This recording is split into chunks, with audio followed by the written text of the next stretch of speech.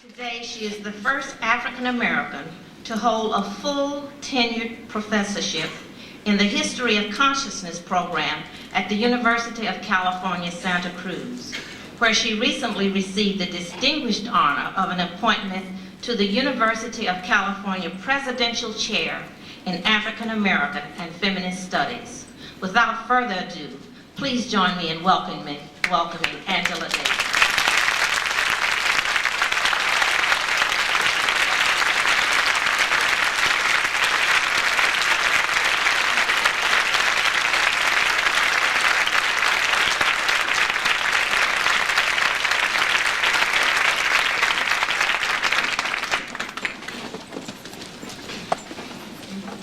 Good evening.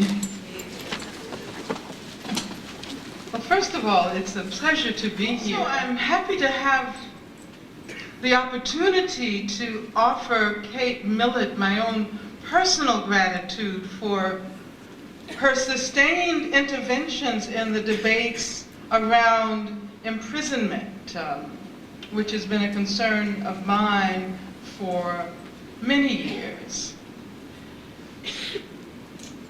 As is the case with most of us, my first encounter with Kate Millett was through her book, Sexual Politics, which was actually published the same year I was arrested, in 1970. And I remember reading it that year, as I also read Shulamith Firestone's Dialectic of Sex, Case for a Feminist Revolution, and as I read Robin Morgan's anthology, Sisterhood is Powerful, and as I read Toni Cade Bambara's anthology, The Black Woman, which was also published that year. 1970 was an important year. It was a pivotal year for the development of feminist consciousness and for the debates among women of color about the relationship between feminism and anti-racism. And I guess in retrospect, I would say, hi Kate, how are you doing?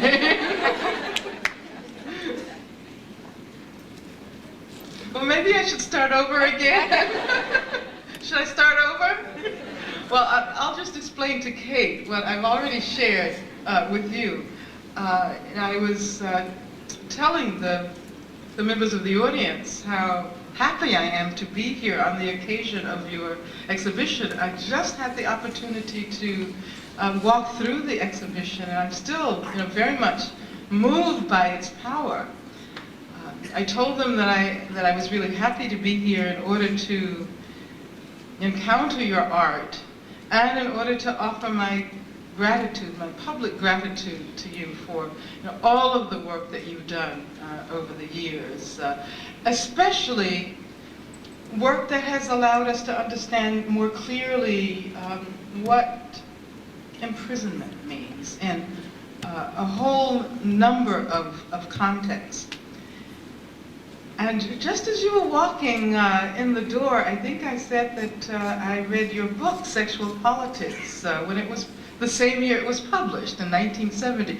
That was a wonderful year because it was possible to read every single work that was published, both in the area of feminism and in the area of Black studies.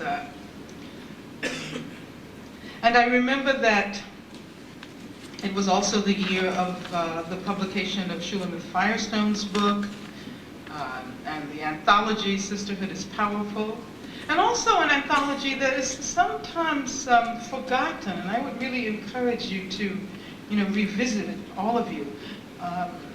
A book by Toni Cade Bambara called The Black Woman, which was an important contribution to all of the discussions around the emergent feminism of that period. And of course, unfortunately, Toni Cade Bambara recently died about 1.5 years ago. Some of you may know her in connection with the film on W.E.B. Du Bois that was just produced. Now, so I said it was a good year. 1970 was a good year. And in retrospect, perhaps it was also a good year to be arrested. Because the support that came forth from women's organizations, from communities of color, had been nurtured by this wonderful explosion of activism and intellectual production, artistic production. And I think I should say that I owe my freedom to that support. I first met Kate Millett when she came to San Jose, California to attend my trial. And at the time, I was thoroughly impressed. I was absolutely amazed that she had decided to come to document the trial. But I guess today I can say that in light of the themes that I now know she was exploring in her sculptural production at that time, I more clearly understand her decision to travel to California and to attend that trial. Because it's clear now that she was concerned with something that was far deeper and much more complicated than simply documenting the trial of a black woman political prisoner. But I want to thank you for the work that you did in that respect, and also for contributing the champagne on the occasion of the victory party.